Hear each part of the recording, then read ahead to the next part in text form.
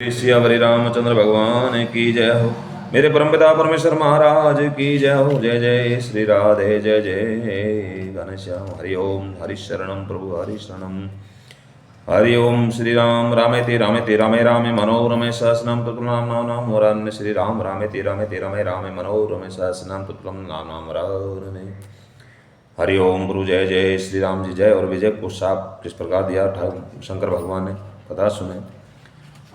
भगवान शंकर पार्वती माँ को श्री राम कथा सुना रहे हैं। पार्वती जी पूछती है कि महाराज राम जी प्रकट हुए हैं, उसका क्या कारण है, रामावतार का हेतु क्या है।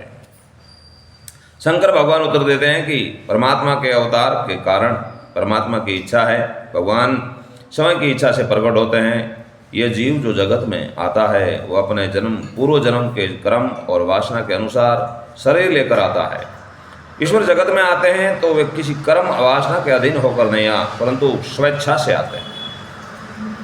जीव का कर्म निर्मित शरीर है, जबकि परमात्मा निज इच्छा निर्मित तनु है, अपनी इच्छा से स्वरूप प्रकट करते हैं। परमात्मा के अवतार का कारण धर्म का रक्षण, अधर्म का विनाश, ये सब साधारण कारण हैं। परमात्मा लीला करने के लिए पधारते हैं। भक्तों को परमानंद का दान करने के लिए परमात्मा जगत में पधारते हैं। ऐसे हो प्रभु सेवक बस आहिर भगत हेतु लीला तनुगाही। परमात्मा क्यों आते हैं, इसका रहस्य साधारण जीव समझ सकता नहीं। प्रभु के द्वारपाल जय और विजय शरद कुमारों को साप लगने से रावण कुंभकर्ण हुए थे। उनका उद्धार करने राम जी पधारे। स्वयंभू मनु और रानी शत्रुपा ने अनेक वर्षों तक तपस्या की। उनके घर में पुत्र रूप के पधारने का प्रभु ने वरदान दिया। मनु महाराज और शत्रुपा ने दशरथ और कौशल्या के रूप में जन्म लिया और इस प्रकार प्रभु श्री राम होकर उनकी गोद में पधारे। एक समय नारद जी ने आदि नारायण परमात्मा को शाप दिया था। वह शाप सिद्ध करने के लिए पधारे थे। हरि अवतार हेतु जही होई, इदम इदम कई जाय न सोई। परमात्मा के अवतार का कारण है कि वह कारण है, ऐसा निश्चय पूर्वक कोई कह नहीं सकता। गम्य अगम्य अनेक कारण हैं। जय विजय और संत कुमारों के प्रसंग भागवत में वर्णित हैं। श्री श्रीधर स्वामी भगवत के प्रखर टीकाकार हैं। इनकी भागवत पर की गई टीका अति प्राचीन है, प्रथम है। जय विजय के प्रसंग के विषय में श्रीधर स्वामी लिखते हैं, परमात्मा की इच्छा हुई कि मुझे रमण करना है, लीला करनी है। परमात्मा की प्रत्येक लीला जीव के कल्याण के लिए है और इसलिए जीव के ऊपर कृपा करने के लिए परमात्मा ने लीला की है। एक बार ऐसा हुआ कि सनत कुमारों ने ब्रह्मा जी के पास जाकर कहा, पिताजी हमने संसार देखा, हमको इसमें कोई सुख दिखा नहीं। तब ब्रह्मा जी ने की आज्ञा से वे भगवान आदि नारायण के दर्शन करने वैकुंठ में गए। सनत कुमार चार हैं। वेदांत में अंतःकरण के चार भेद माने गए हैं, मन बुद्धि चित्त और अहंकार। अंतःकरण संकल्प विकल्प करे तब मन कहलाता है, निर्णय करे तब बुद्धि कहलाता है, भगवान का चिंतन करे जब चिंत कहलाता है, और जब अभिमान जागता है तब यह अहंकार कहलाता है। ये चार सनत कुमार है। सनत कुमार ऐसे निर्विकारी हैं कि उनको देखने वाले भी निर्विकार हो जाता है। परमात्मा के दर्शन के अधिकारी होना चाहो तो मन बुद्धि चित्त और अहंकार, इन चारों को शुद्ध करो। प्रत्येक इंद्रियों का संयम रखकर परमात्मा के समीप जाना है। दर्शन करने जाओ तो मन को शुद्ध करके जाओ। भगवान हृदय की देखते हैं। प्रभु ने सबरी जी के कपड़े और झोंपड़ी की तरफ देखा नहीं था, सबरी जी के ध्यान की तरफ देखा। मन बुद्धि की शुद्धि ब्रह्मचारी से होती है। जो प्रत्येक इंद्रियों से ब्रह्मचारी पालता है वही परमात्मा के दर्शन के लिए योग्य बनता है। सनत कुमार प्रभु का स्मरण करते हुए भगवान के दर्शन करने वैकुंठ में जाते हैं। वैष्णव सिद्धांत में वैकुंठ को सबसे श्रेष्ठ माना है।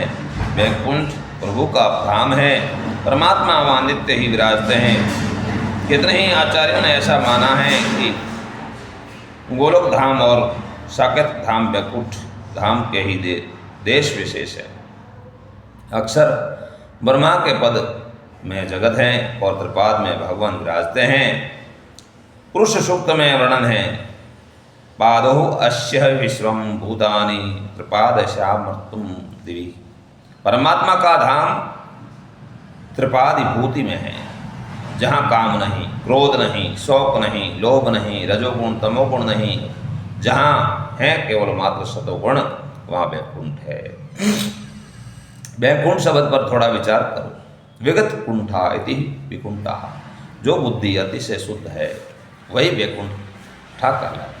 वैकुंठा में अर्थात शुद्ध बुद्धि में प्रकट होते हैं, उनको ही वैकुंठ कहते हैं। वैकुंठ अर्थात कपट, बुद्धि का कपट अर्थात सकाम।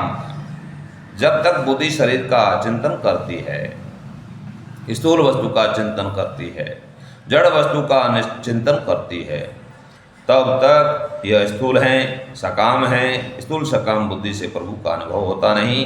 सूक्ष्म निष्काम शुद्ध बुद्धि से ही महापुरुष परमात्मा का साक्षात करते हैं। सूर्य का प्रकाश सर्वत्र है, फिर भी सूर्य का प्रखर प्रकाश भी अग्नि उत्पन्न कर सकता नहीं। सूर्य का प्रकाश सूर्यकांत मणि द्वारा जब कपास पर पड़ता है तब अग्नि उत्पन्न होती है।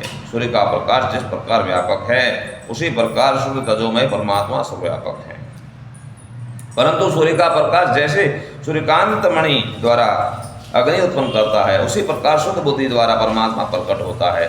सूक्ष्म निष्काम शुद्ध बुद्धि में वैकुंठा में परमात्मा वास करते हैं। वैकुंठ सबसे श्रेष्ठ धाम है, वहाँ पहुँचने पर जीव फिर संसार में आता नहीं। यदुगतावान निवृत्तन्ते ददाम परम मम। वैकुंठ अति दिव्य धाम है, इसके 7 कोट हैं, समाधि के 7 अंग माने हैं, यम, नियम, आसन, प्राणायाम, प्रत्याहार, ध्यान और धारणा। ये समाधि के 7 अंग हैं।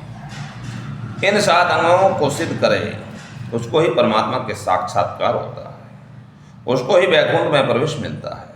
वैकुंठ के ये 7 कोट 7 दरवाजे कहलाते हैं। प्रभु के धाम में प्रत्येक दरवाजे पर 2-2 पार्षद हैं।